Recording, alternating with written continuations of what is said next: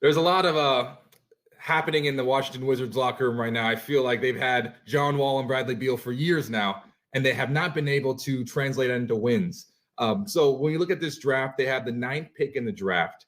And once again, the draft, one could argue that it's not as heavy talented wise as past drafts. The question is, what can the Wizards do to pull from it? I look at this and I say, you have Bradley Beal, who had an unbelievable season, averaging plus 30 points a game. But it's just not translating into like that culture that is a winning culture. His contract expires at the end of next season. John Wall has a couple more years left on his contract. You're paying him upwards of $40 million a year. Hard to build a good team around that. Bertans is a great piece for them. I think you go for someone like Obi Toppin in this draft, who I think might slip into a little later pick because of his age. And people say, he's not a great defensive player, but he is, in my opinion, the best pound for pound player. In the draft, what he did in college was amazing.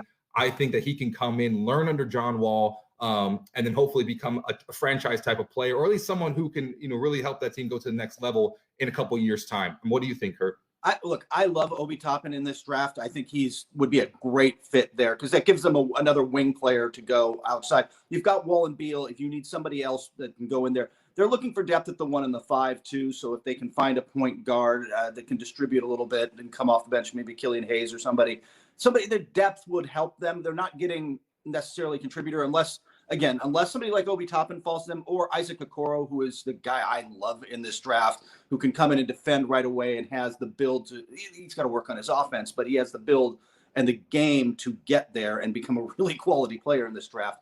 I love that fit, but we'll see. They've got to re-sign Davis Bertans. Like this is the all-in year for them, right? Like, yeah, Wall and Beal are healthy. We're going to make it happen. If it doesn't happen, the Beal sweepstakes open up, and then it gets interesting because there's a lot of teams kind of eyeing him and have been circling. The GMs have been circling like vultures around that for a while, right? Like waiting to pick that carcass. It hasn't happened yet. They're going to go all in. It's going to be interesting. If they struggle the first half of the year and it gets up to the deadline, it's going to get interesting, Corey.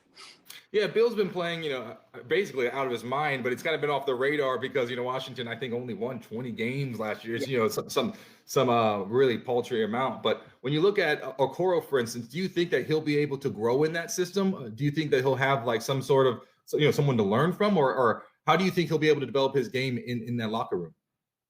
Washington hasn't been the best developmental program in the league for years, has it? I mean, that's part of. I mean, you think about who develops and like, oh, why can't we find a guy like OG Anunoby and Pascal Siakam? Well, part of it's finding him, and part of it is Toronto's the best developmental program in the league right now. Utah developed guys and made, Donovan Mitchell and Rudy Gobert was like 27th or something, and took years to build him up. Programs are part of that, getting the right player, but then teams that know how to develop talent. Washington's kind of got to show they can do that. They really just, as an organization, they're one of those teams that just has never really done that well enough. Yeah, so we'll see what they can do with this draft. Tom Shepard's coming in. He's new. This is his first year. So looking as the GM, so he's been in the front office for a long time, but maybe he'll come in and switch things up a little bit. But I think Bertans is a really great role player. Talking about development, he grew here in San Antonio, where I'm from, and then now is putting up incredible, valuable minutes for Washington. Yeah, San Antonio was another one of the gold standard. I mean, how many years in a row did they keep pulling guys at the end of the draft, and in 3 years be like, where do they find this guy? Like year after year, they pulled that off.